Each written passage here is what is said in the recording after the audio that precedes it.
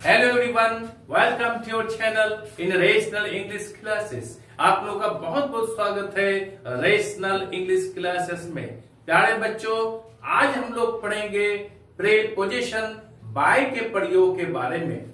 Bye का प्रयोग कितने अर्थों में होता है और किस किस तरह से होता है, इसके बारे में हम लोग चर्चा करेंगे। चले हम लोग शुरू करते हैं। Use of bye.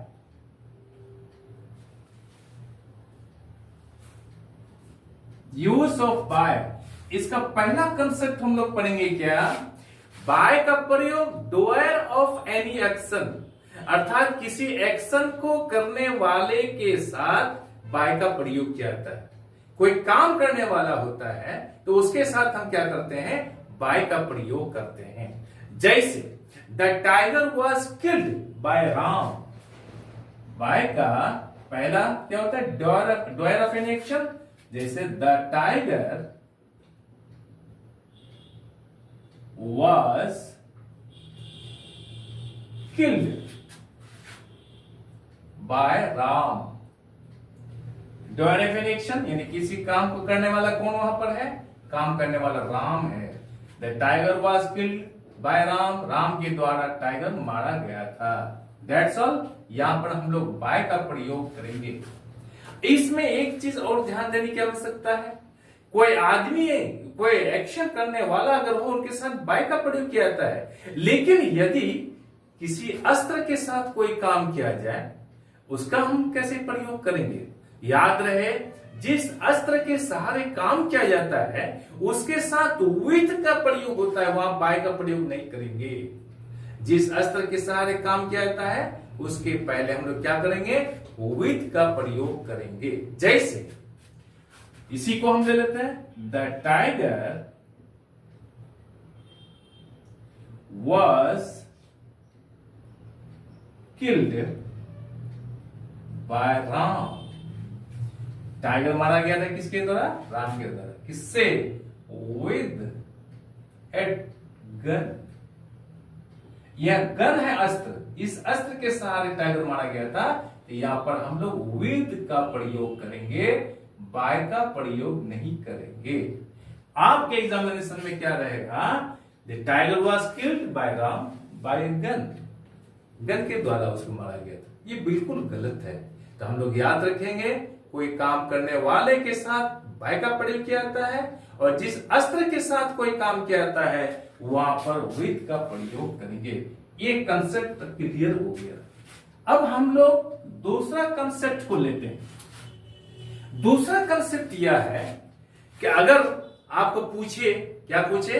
आपके घड़ी में कितना बजता है? तो हम लोग क्या बोलते हैं अंग्रेजी में? What is the time? What is the time in your watch? In your watch, आपके घड़ी में कितना बजता है? प्यारे बच्चों, ये आपके एग्जामिनेशन में रहेगा।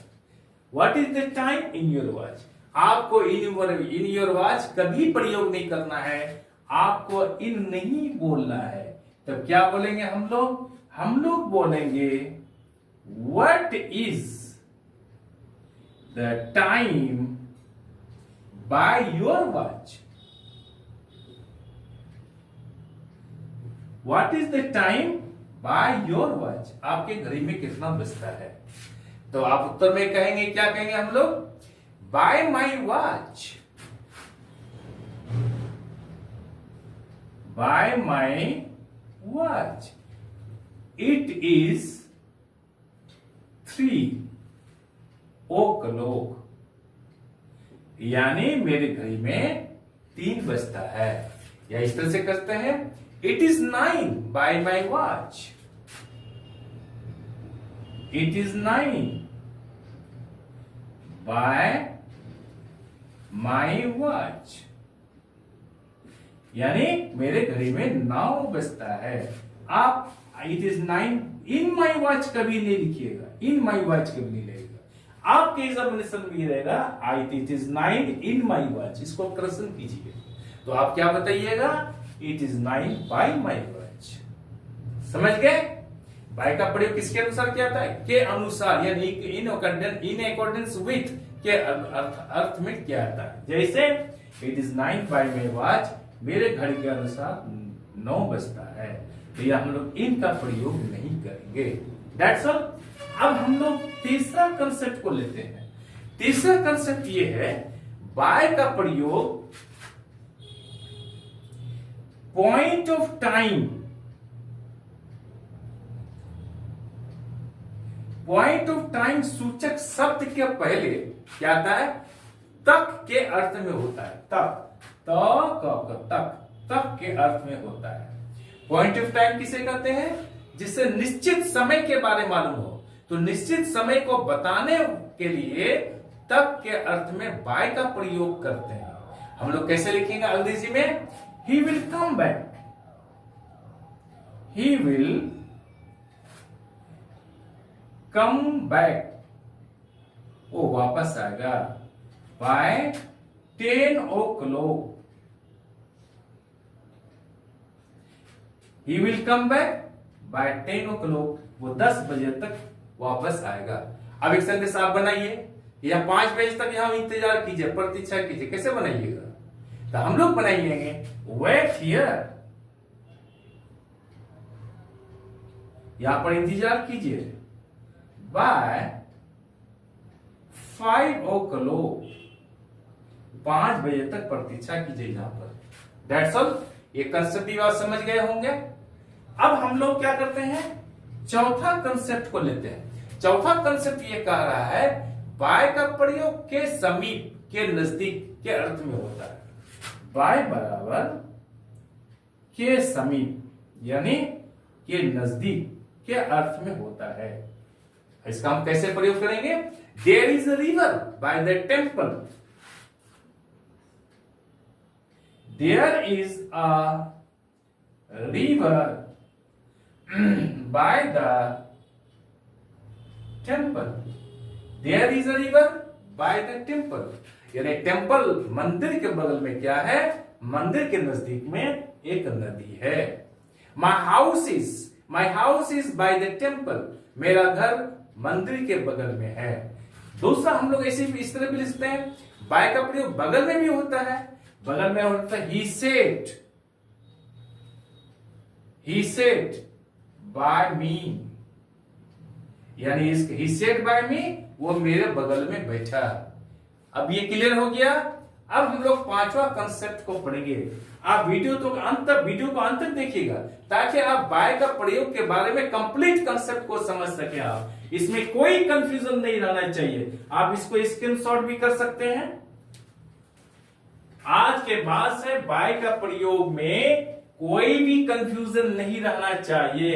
एग्जामिनेशन में जिस तरह से भी क्वेश्चन आए, आप उस तरह से आंसर दे सकते हैं। आप उसी समय दे सकते हैं जब बाय का प्रयोग के बारे में आपको कंप्लीट कंसेप्ट्स जानकारी हो, कंप्लीट कंसेप्ट्स के बारे में जानते हो।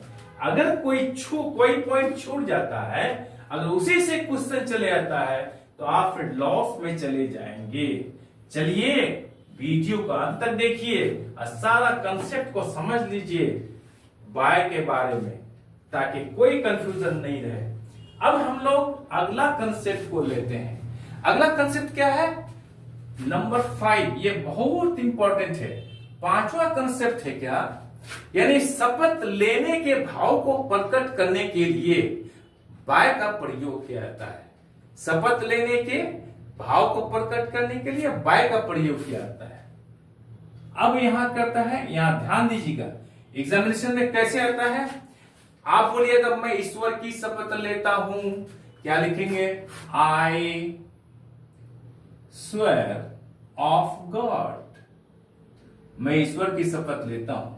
ये प्यारे बच्चों ये गलत है, ये ऑफ नहीं होगा, वहां पर क्या होगा? बाय होगा। आई स्वेयर बाय गॉड, इसका अर्थ होता है मैं ईश्वर की शपथ लेता हूं। इस कंसेप्ट को समझ गए। अब हम लोग अगला कंसेप्ट को लेते हैं, छठा कंसेप्ट को लेते हैं। छठा कंसेप्ट क्या है? बाय का प्रयोग से के अर्थ में होता है। इसको कंप्लीट समझिए, बहुत इंपॉर्टेंट है ये। बाय का प्रयोग से के अर्थ में होता है। इसमें 2-3 एग्जांपल भी बताऊंगा, 2-3 पॉइंट्स, कंफ्यूजन पॉइंट बताऊंगा मैं आपको। बाय का प्रयोग से के अर्थ में होता है, जैसे he came bye aeroplane. Aeroplane का अर्थ क्या होता है? हवाई जहाज।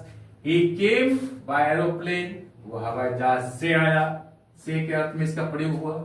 उसी तरह से हम लोग किसके साथ करेंगे? जैसे travel by land, by water, by air, by rail, by steamer, by aeroplane, by car, by boat, by taxi, by the light of your lamp. यहां पर बाय का प्रयोग होगा।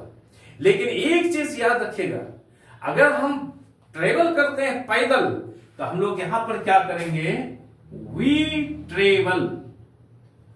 हम लोग यात्रा करते हैं बाय या फिर अपॉन फुट, ये गलत हो जाएगा। हम लोग क्या करेंगे? वी ट्रेवल,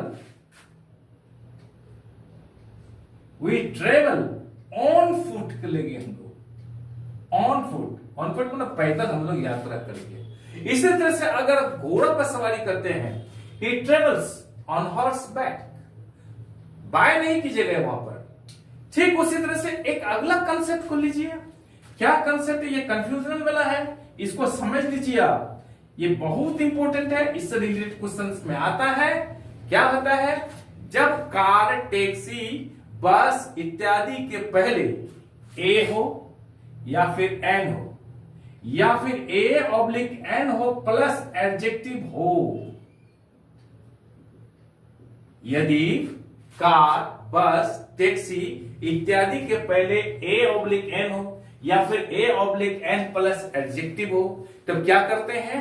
तब उसे एक विशेष यातायात का साधन माना जाता है, और उस साधन के पहले बाय नहीं आता है, क्या आता है? इन आता है।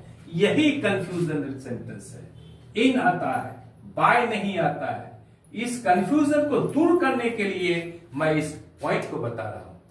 तब एग्जांपल में क्या होगा? जैसे मोहन केम इन ए रेड टैक्सी, मोहन केम इन अ रेड टैक्सी। अब देखिए यहां पर पैटर्न क्या है?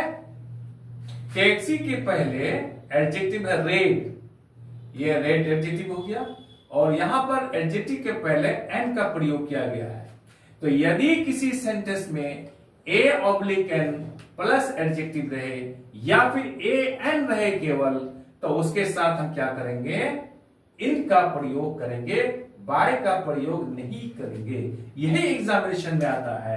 Mohan came by A red taxi लिखना गलत होगा, क्योंकि ये इससे विशेष यातायात का साधन माना जाता है। इसलिए हम लोग क्या करेंगे? यहां पर इन का प्रयोग करेंगे। That's all। अब हम क्या करेंगे? हम लोग दूसरा सेंटेंस लेते हैं। हम क्या? ठीक उसी तरह से अगर a N, a oblique N या फिर क्या रहे? A oblique N plus adjective रहे, किसके पहले? साइकिल या बाइक के पहले, तो फिर वहां क्या लगेगा? वहां पर इन लगेगा ना बाय लगेगा, वहां ऑन लगेगा, ओ एन लगेगा। आज कंफ्यूजन खत्म कर दीजिए आप लोग, वहां ऑन लगेगा। जैसे ही केम ऑन आ, यहां पर ये है न्यू बाइक या फिर साइकिल। यानी यहां पर क्या करेंगे हम लोग? यहां पर से के अर्थ में हम लोग बाय का प्रयोग करेंगे। यदि किसी सेंटेंस में ए एन या ए एन प्लस एडजेक्टिव रहे टैक्सी, बस, कार के पहले, तो उसको यातायात का विशेष साधन माना जाता है, तो इसलिए वहां पर इन का प्रयोग करेंगे, बाय का प्रयोग नहीं करेंगे। यदि ए ऑब्लिक एन रहे या फिर a oblique N plus adjective रहे, तो हम क्या करेंगे? साइकिल बाइक के साथ आए तो वहां हम क्या करेंगे? इनका भी प्रयोग नहीं करेंगे, बाय का भी प्रयोग नहीं करेंगे, वहां पर ऑन का प्रयोग करेंगे। He came on a new bike या फिर न्यू साइकिल। That's all. इस कंसेप्ट को आप समझ गए होंगे। चलिए हम सातवां कंसेप्ट को पढ़ते हैं, ये भी बहुत महत्वपूर्ण है। सातवां कंसेप्ट क्या है कि बाय का प्रयोग तुलना को बताने के लिए किया जाता है। बाय का प्रयोग किसके होता है? तुलना को बताने के लिए किया जाता है। बाय बराबर तुलना, यानी तुलना को प्रकट करने के लिए किया जाता है। जैसे we won the match, we won the match by 5 goals, by 5 goals to 1, यानी एक गोल की अपेक्षा हम लोग क्या किए? 5 गोल से मैच को जीते।